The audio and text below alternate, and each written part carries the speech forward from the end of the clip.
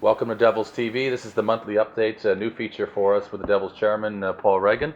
And here we are in our makeshift boardroom. Welcome. Paul, first of all, you're probably your last contact with the club because you're busy with lots of other business interests that you have in and around, obviously, being the chairman and continued owner with the Cardiff Devils. But you were at the Dave Sims testimonial evening, well, for Jared Adams testimonial, but Dave Simmons, it was a great night. Give us your thoughts on it and what you were expecting and maybe what we got.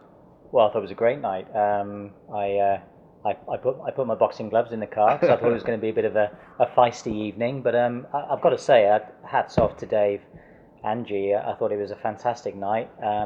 It was actually, for me, it was quite pleasing to actually hear. He was very open about many things about the league, Yep. and it's nice because many of those things we've talked about the league, and you always feel that people just don't quite believe you, or they're not too sure if that's the truth. And it's nice for someone independent to come in and just say, this is how it is. But I thought it was a great night, very entertaining, and certainly well worth going again. Yeah, no, it was good. I think equally, I convey and echo the same thoughts. I think it's important here to give us a little bit of a flavor for the fans, some things that maybe they don't necessarily get from Coach's Corner. Obviously there's been an update about what's happening with the new arena. There's a position as to really determining what our position as a club is, and what's your viewpoint, what's your thoughts, and how do the Devils go forward with the timelines that have now sort of been outlined for the arrival of the new arena. Yeah, the arena's been obviously an ongoing issue for before my time, and likewise since I've been here, and something that's been top of the agenda for a good number of years now. And I think probably things could have been handled slightly better in terms of clarity around timelines. I mean, it is difficult, and I have full sympathy for Greenbank and the council in terms of the way these things can operate. Lawyers get involved, planners get involved. There's so many people involved in this concept of putting this new facility and structure in. It's very difficult to sort of say, well, how long is this piece of string? Yeah. So I think we initially were hoping, and we were led to believe that best case scenario would be September next year. Worst case scenario would be Christmas next year, and that's how I saw it, and that's how Sorek saw it, and I've spoken to them, and that was the case. But I think the reality is, I've been on to them recently saying I'm a little bit confused and concerned why no one's actually digging yet, or even turning up with a digger, and we don't see any activity. But what I've been informed is that the official line is that the planning went through in April. They then have effectively 9 months to commence build, so they don't really actually have to commence build until January. However, they're going to they're aiming for November, Yeah. which will be in their eyes 3 months ahead of target, effectively, which is good, and they will crack on. So I suppose with a fair wind and good weather, realistically you're probably talking about at best 14-15 month build if everything goes swimmingly well. So if you work on the basis that we're talking spring 16, I guess, when we're realistically going to be looking at it'll be November 13, spring 15, sorry, spring 15, when effectively we've got that stadium ready. So to be honest, I'm disheartened a little bit by it. It's not quite what I expected, but it's important we get it right. It's important we stick together. I fully support Greenbank and the council, and let's just get this thing over the line, and let's just get everybody pulling together to make it happen. And it will be what it will be. But I think if it goes past the spring of 2015, I don't think I'm going to be a very happy chappy, put it that way. We're looking at obviously the 13-14 season. Sponsorship, the economy still is a challenging marketplace. And sports businesses are changing. You see a lot going on, but with other particular sports as well, and the impact of sponsorship. Your views on what's been achieved thus far, the deal with Smart Solutions as the title sponsor, and what the game plan is and the ambition for the business. And we've obviously set the bar extremely high with what we put on the ice this year. But how is that being underpinned with your views on sponsorship in that marketplace? Well, the focus remains very much to get the business to a break-even point, and that is pretty exceptional if we can achieve that. And we are punching way above our weight, because what we've done over the last 2 or 3 years, despite a lot of critics, but people have now, I think, really getting behind us, and we're not hearing of negativity. We're actually hearing of nothing but positivity at the moment, which is great. But we must keep our feet on the floor, and we still have a lot of work to do, and we continue to invest that bit more, but we need to deliver that bit more. Yeah. There are some key issues for us going forward. Live streaming is kicking off this year. So if you can't get to a Devils game, please watch it on live stream. We need that revenue. Merchandise in terms of the shop. I think we've got the best website in the league. I think we've got the best Devils TV in the league in terms of a TV application. So I think when you look across the other teams, we've got something to really be proud of, and I think a lot of credit goes to Chris, and I know this has been an evolving beast. So there's been people behind the scenes previously, such as Paul Sullivan and those guys, who have also added. We've all added and contributed to the look and the feel and the development, but we've tended to have the brakes on in terms of what we do, or have anchors on in terms of what we do and develop. And what you've seen this year is we've taken a decision to invest more in the people in terms of full-time personnel, so we can start fast tracking, primarily all in preparation to get a better business model ready for the new stadium, because we want to be hitting that new stadium all guns blazing, and hopefully with a couple of trophies in the cabinet. So we'll keep pushing hard as we are, but sponsorship, we desperately still need that support.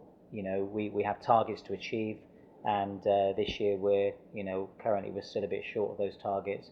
We set the bar high, as we do on the ice as well as off the ice, and we would just ask the fans, now that we're pulling together as a club, now that we're really working as one organisation, that everybody knows somebody who could contribute, whether it's a £500 board, whether it's a match night sponsorship. We need that support ongoing, and the more we pull together, as per the old Norwich Union slogan, the more we're together, the stronger we are, and that's critical for us to continue working that way. Championships are built on the basis of strong organisations, not on a guy coming in throwing a bit of cash at it. We want to win championships ongoing.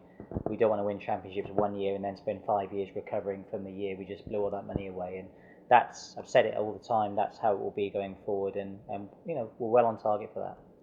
The DCF is a big passion, Devils Community Foundation. You've got 3 of your own boys involved playing ice hockey now, and you probably wouldn't have envisaged that 3 years ago, maybe not 18 months ago.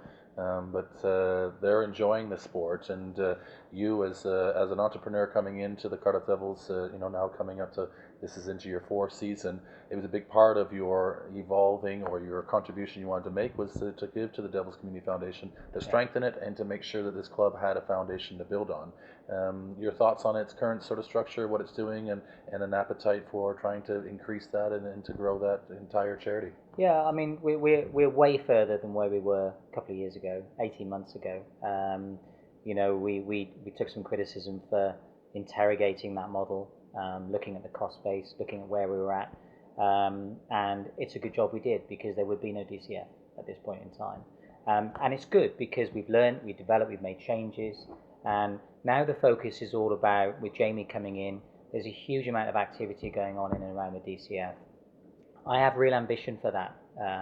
I think it's vital, and I mentioned it in the other evening, actually, at the Dave Sims testimonial with G, that all clubs in our league have got to start taking a lot more seriously the development and spreading of the word of ice hockey and junior ice hockey, because if we're serious about competing at a world level, then it starts at grassroots.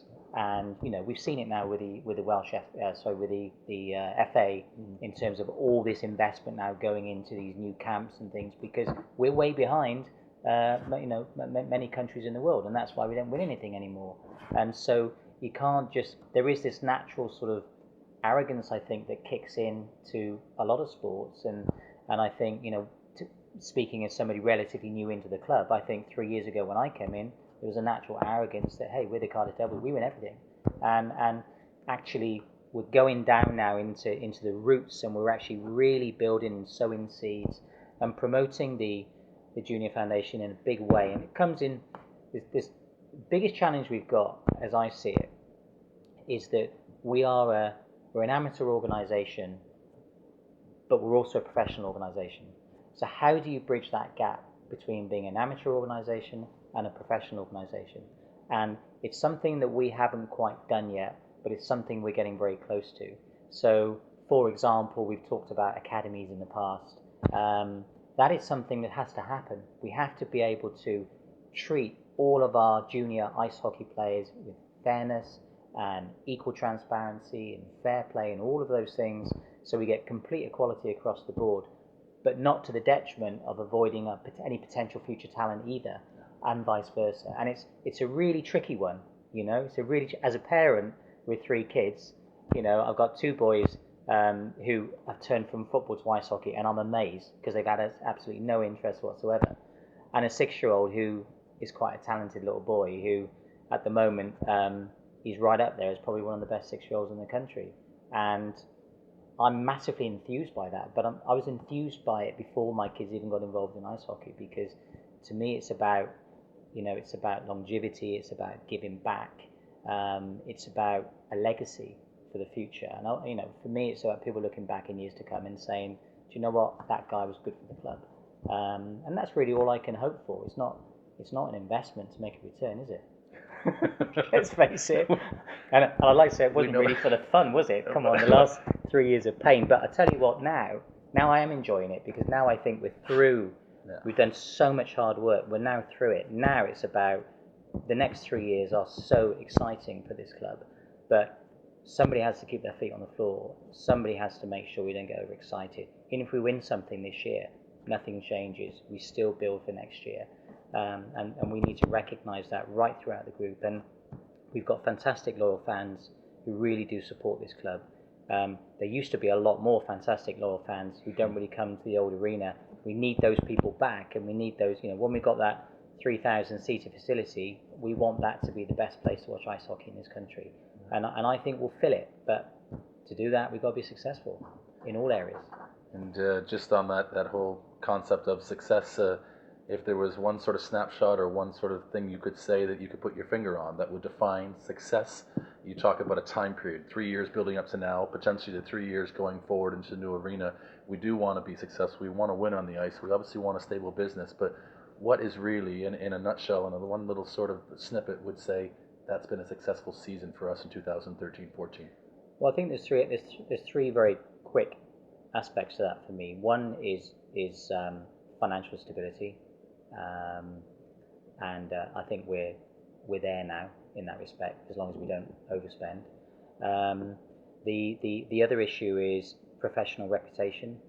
You know, we need to be seen as a professional organisation, and I think that is now more the case. You know, we used to have a lot of big brands, a lot of blue chip brands that were supporting this business, and the business has been over a rocky 5, 6, 7, 8, 9 years, and you know, this business now is back on its feet. It's a professional organisation, and that's how it needs to be seen throughout. In terms of success on the ice, realistically, I think, you know, this year with the side that we've put together and the investment that we've made, I think a top 2 finish is extremely successful. I think a top 3 finish is realistic, and I think to get to a final, I think that's important. I think for the fans, win or lose, I think aiming for a playoff final, aiming for a Challenge Cup final, is important for the team, it's important for the fans, it's progress, and that's what you've got to look at, small chunks but consistent progress. And as long as we do that, I think I'll be very satisfied, and you know, we can look next year. Next year will be even stronger again, as long as we continue to perform on the ice, and there's a lot of things on the ice that have improved massively after what happened last year, which is great, you know, and I compliment G and Franny massively, because they've taken a lot of criticism from me, but it doesn't matter. It's all about how you receive and how you develop and how you invest and make a difference. And I think the fans are in for an exciting season. I can't wait. I think we're gonna be a real force this year, and I hope we are. And the guys deserve it for the effort they put in the off season, and it's important we keep that work ethic ongoing going forward, and I think we'll be very successful. Well, there you have it. That's our monthly update with the chairman. And whether it's in one part or two parts, I think it's a must watch. So thank you, and we'll be with you in a month's time. Thank you.